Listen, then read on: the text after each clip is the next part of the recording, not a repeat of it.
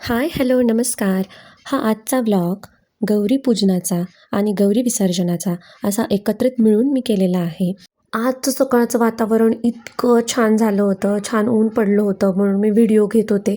तर सासरे मला म्हणत होते की हे बघ आपल्या बारमाही आंब्याच्या झाडाला ना इतके आंबे लागलेले आहेत आणि हे गौराई समोर ठेवायचे आहेत. तसं तर ना आमच्याकडे आंब्याची मोठी बाग आहे. मी कधी परत आले ना गावाला तर तुम्हाला त्याचा व्हिडिओ शूट करून मी नक्की शेअर करेल. खूप झाडं आहेत आमच्याकडे, 100पेक्षा जास्त झाडं आमच्याकडे आहेत. पण यावर्षी काय झालं, मे महिन्यामध्येच पाऊस आला, त्यामुळं आम्हाला ना बरेचसे आंबे खायला मिळाले नाहीत. इथं ना सासऱ्यांनी एक ड्रॅगन फ्रूट लावलेला आहे, पण त्याला अजून काही फळं आलेलं नाही आहे. आजचा पण अर्धा दिवस मला काही काम नाही म्हणून मी आपला व्हिडिओ काढत बसले होते. नारळाची झाडं तर इतकी उंच झालेली आहेत, असून नसल्यासारखी आहेत. शहाळ्याचा नारळ एक पण मिळत नाही. नारळ वाळले की गळून पडतात खाली आणि मग आम्हाला नारळ म्हणजे डायरेक्ट गोटा खोबरंच आम्हाला खायला मिळतंय. इथं बारीक बारीक नारळाची पण झाडं आहेत, त्यांना आणखीन नारळ लागलेले नाही आहेत. घराच्या बाजूलाच इथं आमच्या जिजींची समाधी आहे. जिजी म्हणजे राघवच्या खापरपंजी. त्यांना मी देवासारखं मानतो, त्याच्यामागं बरेच कारणं आहेत, मी नंतर कधीतरी तुम्हाला सांगेल ते. तर इथं आजींनी त्यांच्या पद्धतीनं डेकोरेशन केलं होतं आंबे वगैरे लावून. त्यानंतरनं जी रास काल ठेवली होती ना त्याच्यावरती अशा सुपारी त्यांनीच मांडल्या होत्या. पितळी गौराई आमच्याकडे पहिल्या होत्या, त्या पितळी गौराई पण त्यांनी मांडल्या होत्या. तर आमच्याकडे मिठाईचे असे बॉक्स होते, त्याच्यामध्ये मग शंकरपाळी, चकली, त्यानंतर करंजी, लाडू, चिवडा, शेव असं बरंच सगळं मांडून घेतलं होतं. फळं आणायची बाकी होती आमची. आमच्याकडं आत्ता जे डाळिंब होते ते घरामध्ये ते आम्ही ठेवून घेतले होते.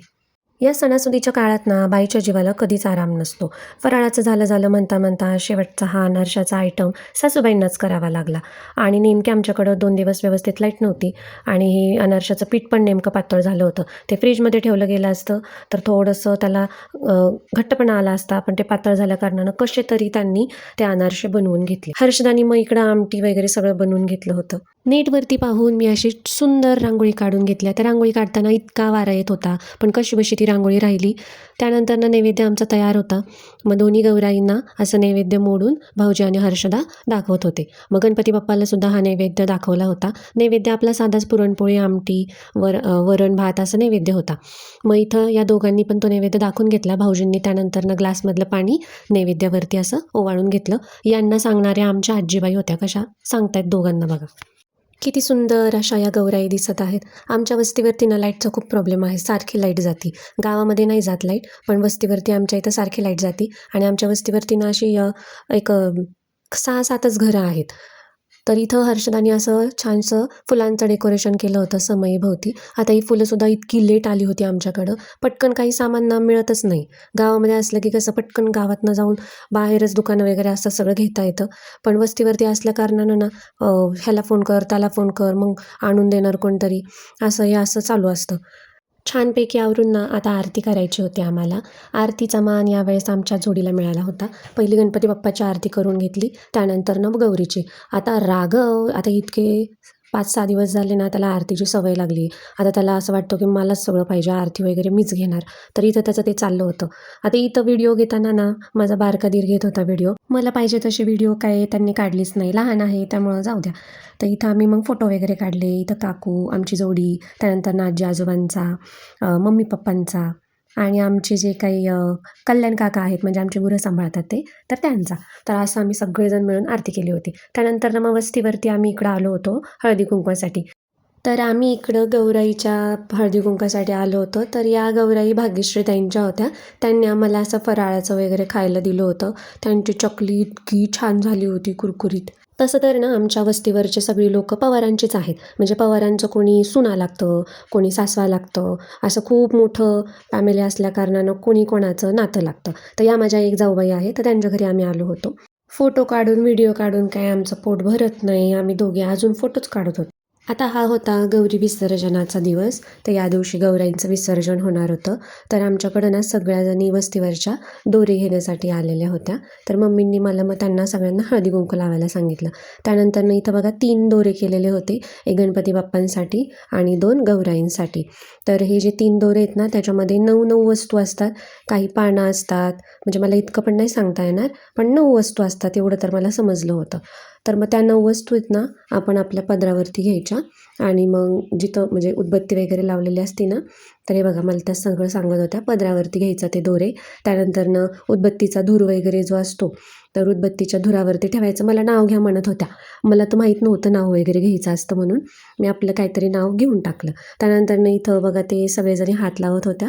मग ते धुरावरती ते असे दोरे घ्यायचे आणि प्रत्येक एक एक दोरा आहे ना एका एका गौरीच्या डोक्यावरती ठेवायचा. म्हणजे त्यांची आपण पाठवणी करतो ना, मग प्रत्येकीच्या डोक्यावरती एक एक असा दोरा मग इथं मी ठेवून घेतला होता. तुमच्याकडे आहे का अशी दोरे घेण्याची पद्धत? कमेंट करून मला नक्की सांगा. त्यानंतरनं मग गौराईंना असं नैवेद्य वाढत असतात, तर याला कानोले बोलतात.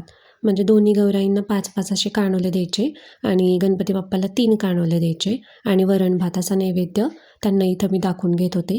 तर हे कानोले म्हणजे काय नसतात, चपातीचं पीठ असतं आणि त्याच्यामध्ये गूळ वगैरे भरतात. तर प्रत्येक ठिकाणी प्रत्येक गावानुसार हे नैवेद्याच्या ज्या गोष्टी असतात ना त्या बदलत असतात. तर आमच्या इथं तसं करतात, त्या पद्धतीनं मग मी इथं करत होते.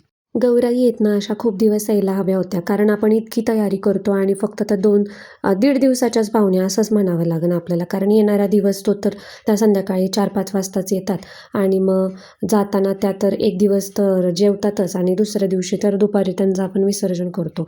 मला तर वाटतं हा गौराईचा सण आहे ना असा 4-5 दिवस तरी त्या असायला पाहिजे होत्या घरी. आपण इतकं हौसाहौसानं करतो आणि ज्या दिवशी त्या जाणार असतात ना त्या दिवशी त्या पण खूप नाराज असतात आणि आपलं पण बघा आपल्याला पण खूप असं वाईट वाटत असतं. तर मम्मींनी इथं आम्ही आरती वगैरे करून मम्मींनी इथं हळदी कुंकू लावून घेतलं होतं त्यांना आणि एका साईडनं ना गौरी अशी हलवून घेतली होती उजव्या साईडनी. त्यानंतर मी सगळं मग मुकुट वगैरे त्यांचं सगळं काढून घेतला. सगळे दागदागिने व्यवस्थित ठेवले, म्हणजे पुढच्या वर्षी मग व्यवस्थित सापडतात ते. जर ठेवले नाही तर मग पुढच्या वर्षी लगेच सापडत नाहीत. हर्षदा इकडं मग डेकोरेशनचं सामान वगैरे जे आहे ना ते व्यवस्थित ठेवून घेत होती. हे पण नीट ठेवावंच लागतं, ह्याचा काय होतो गुंता होतो. मग ते तिने व्यवस्थित असं सेपरेट सेपरेट करून ठेवलं होतं. साड्यांच्या घड्या वगैरे घालून घेतल्या आम्ही कामं करताना आहे ना आम्ही दोघी जावांना नेहमी वाटून घेतो, म्हणजे ना कोणालाच लोड जास्त येत नाही. तर हे हात असे काढून घेतले. बघा आमचं स्टँड असं आहे आणि मी तुम्हाला म्हणलं होतं ना मागच्या व्हिडिओमध्ये की आमच्या इथं आहे ना कुठलाच आयटम फराळाचा जास्त लागत नाही, करंजाच आम्हाला जास्त लागतात. तर आमच्या इथं अशी पद्धत आहे की आम्हाला आहे ना गौरीच्या पोटामध्ये असं करंजा आहेत ना ठेवावे लागतात. एका गौरीच्या पोटामध्ये 20 करंजा आणि दुसऱ्या गौरीच्या पोटामध्ये 21 करंजा असं आम्हाला ठेवावंच लागतं त्यांना. मग आम्ही असं ठेवतो ते. आपण गौराईसमोर हे सगळं सामान ठेवताना किती विचार करून ठेवत असतो, हे इथं ते तिथं, पण काढताना काही विचार करत नाही आणि टाईम पण लागत नाही आपल्याला काढायला. तर इथं आम्ही असा एक डबा केलेला आहे, त्या डब्यामध्ये सगळे मुखवटे आम्ही ठेवतो, म्हणजे ते व्यवस्थित राहतात, त्याला असं काही टिचऱ्या वगैरे पडत नाही. तर इथं आहे ना पितळेचा जो काही गौरीचा मुकुट होता ना तो मी बघत होते. त्याचे डोळे मला इतके रागीट वाटत होते ना, तर मी असं सगळं मग एका सगळ्या वस्त्रामध्ये ना सगळे देव असे गुंडाळले आणि त्या डब्यामध्ये मी इथं ठेवून घेतले. हा व्लॉग आहे ना मला अपलोड करायला खूप लेट झालेला आहे माहीत आहे मला, पण मी गावावरनं आल्यापासून ना मी इतकी आजारी पडली होते ना, मला व्हॉईस ओव्हर करायलासुद्धा जमत नव्हतं. पण मी तरीसुद्धा बरी झाले आणि याचा व्हॉईस ओव्हर करून मी टाकलेला आहे. जर व्हिडिओ आवडला असेल तर लाईक, शेअर आणि सबस्क्राईब करायला विसरू नका. भेटूया पुढच्या व्लॉगमध्ये. तोपर्यंत बाय बाय.